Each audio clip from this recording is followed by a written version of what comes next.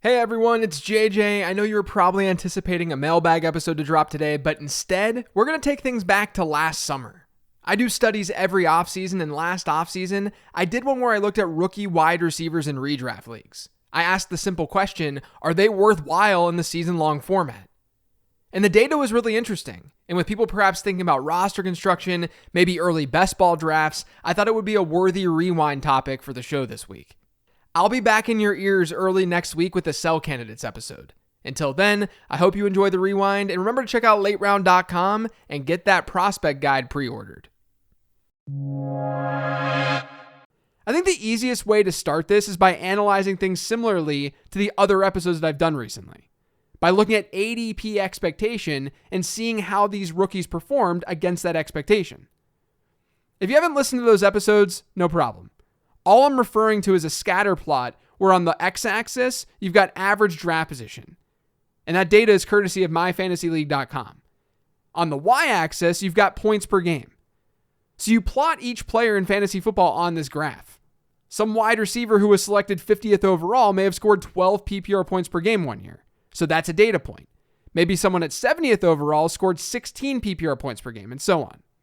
When you do that for each position, you can create trend lines for each position as well. And those trend lines represent expectation. They represent how many points we'd expect a player to score at a particular ADP. So from there, we can see which players exceeded or didn't exceed expectation. Since 2011, we've seen 163 rookie wide receivers get drafted in redraft leagues. Some ADP sources will have more, some are going to have fewer. It just depends on where you draw the line. 143 of those wide receivers played at least 8 games. Let's focus on those players, since we're working with points per game and not cumulative numbers. We need a number of games played threshold. So 143 rookie wide receivers ranging from Amari Cooper's rookie season where he went pick 42 overall, all the way to Ryan Switzer, who went 253rd overall. What I first want to figure out here is whether or not these players did well versus ADP expectation overall.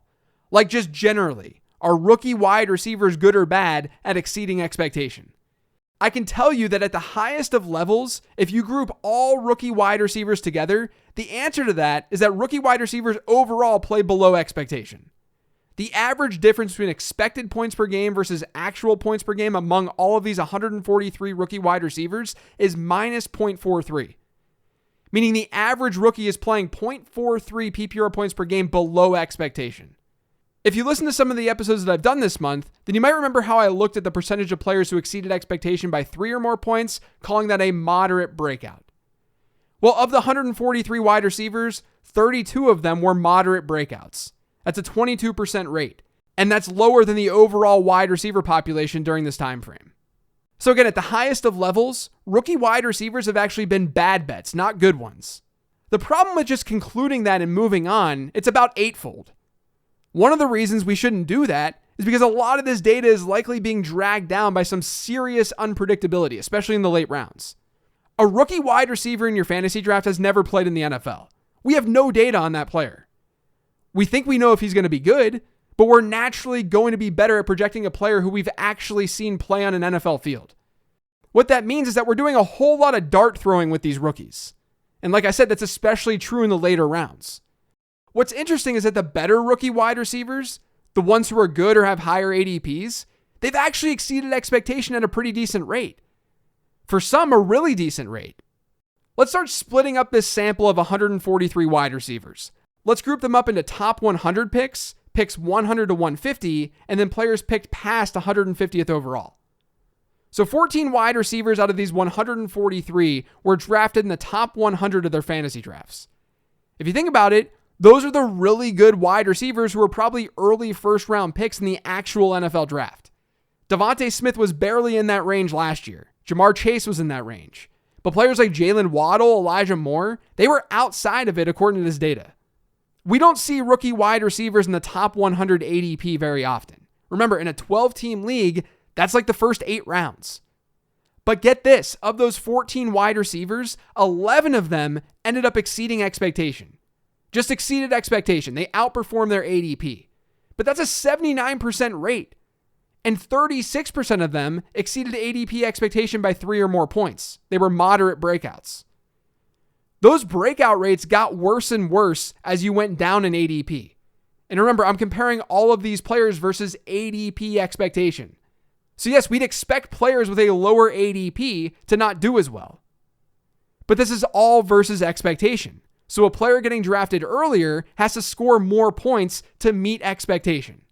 When looking at the rookie wideouts who were drafted between picks 100 and 150, that rate of exceeding expectation goes from 79% to 48%. And the rate of being a moderate breakout or exceeding expectation by 3 or more points goes from 36% to 30%. And then there's the group of wide receivers who get selected after pick 150. This is the bulk of the players, since we're mostly throwing darts at rookies in season-long leagues. Of these players, though, just 37% exceeded ADP expectation. Fewer than 19% of them exceeded ADP expectation by 3 or more points. It's a little bit counterintuitive, but as you go on in your draft, rookie wide receivers become worse bets, even when expectations are low for those players. And I think it has everything to do with the fact that there are usually a handful of rookie wide receivers with projectable target shares each season. They're the guys who go in round 1 of the NFL draft and are maybe day 2 picks. But after those players are off the board, good luck nailing the exact guy who's going to blow up. There are a lot of them who could, but there are usually only 1 or 2 who actually do. You can see this when breaking down these rookies by rookie wide receiver rank as well. So the rookie wide receiver 1 in a given season, the rookie wide receiver 2, and so on. Historically, the rookie wide receiver 1s have exceeded expectation, have produced a higher points per game than expected points per game based on ADP, but these rookie wide receiver 1s have exceeded expectation over 72% of the time. That's not that surprising since we just talked about how top 100 rookie wide receivers usually are able to exceed expectation. Rookie wide receiver 2s are at 55%, wide receiver 3s 45%, wide receiver 4s 72%. I could keep reading these results, but that wouldn't make for a good podcast. Instead, I can tell you that after about rookie wide receiver 6, where 63% of the players exceed expectation, we hit a wall. The vast majority of rookies ranked wide receiver 7 or worse in their rookie class don't exceed expectation, even when that expectation is very, very low. So let's quickly recap, because I've got one more thing that I want to share. When a rookie wide receiver is a top 100 pick by ADP, he exceeds expectation at a very high rate. As you move down the draft, as you go through the draft, those percentages shrink. And it's probably because rookie wide receivers become much more of a crapshoot, and not many of them are breaking out. We have a decent sized numerator, but a massive denominator. But overall, the hit rates for rookies is actually quite good, especially during those higher leverage rounds. And what if I told you that these rookie wide receivers are even better than you expect? That they're even better than all of this? When looking at how a player performed versus expectation, I'm looking at the whole season. But as we know, rookies may need a little bit of time to get acclimated, meaning the start of their rookie seasons could be slower, bringing down their season-long points per game averages. And that's generally what we see. I took our sample of wide receivers and I cut it down to wide receivers who played at least 5 games during both the front and the back half of their rookie seasons. Because what I did was compare how they performed during the first half of the season versus the second half. It would make sense for the front half numbers to be lower, right? For rookie wide receivers to perform better, to have better production during the second half of their rookie year. That's what the numbers show. Let's look at rookie wide receivers drafted in the top 100 who played at least 5 games in both halves of their rookie season. On average, those players saw their points per game averages go up by almost a full point from the front half to the back half of the season. The next group are players who were drafted between picks 100 and 150. They saw their averages increase by almost 3 freaking points.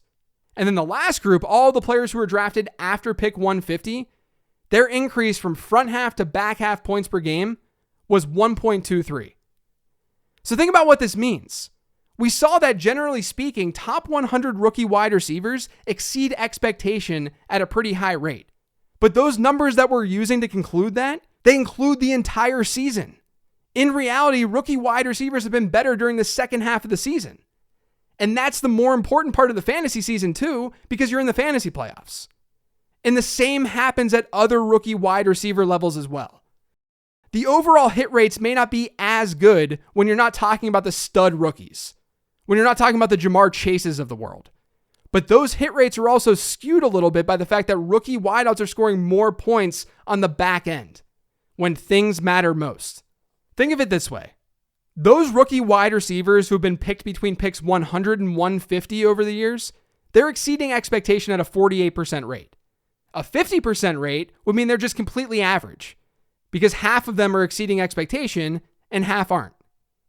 But that 48% number is working off of full season numbers. If you were to focus only on the second half numbers, the second half averages, the equation changes completely. The rookie wide receivers with top 100 ADP go from 79% to 83% in terms of exceeding expectation when you focus only on their second half numbers. The next group are rookie wide receivers getting drafted between picks 100 to 150. That rate goes from 48%, which I was just talking about, to 74%. And then the last group, the guys who get drafted past pick 150, their hit rate rises from 37% to 43%. And each group got better when looking at moderate and true breakout rates as well. The reason I love comparing these players to ADP expectation is because it embeds a market evaluation into these types of players. What this data is telling us is that fantasy managers probably are underrating the really good rookie wide receivers in redraft leagues. Just generally speaking. When it comes to the later round ones, they're not. But the ones who get drafted in the single-digit rounds and into the double-digit rounds, they generally end up as pretty good values. But their value is enhanced when you remember how rookies are scoring points. Their values even when you look at season-long numbers. But if you focus on the second half numbers, the numbers that they're posting after getting used to the NFL game for a little bit, or maybe after they see the field a little bit more, that's where these players are winning for you. So the bottom line takeaway is that you should probably be drafting rookie wide receivers more frequently, or at least a little bit higher. And you should probably be playing the slow game with them because you want to be able to extract as much value as possible during the most important weeks of the season.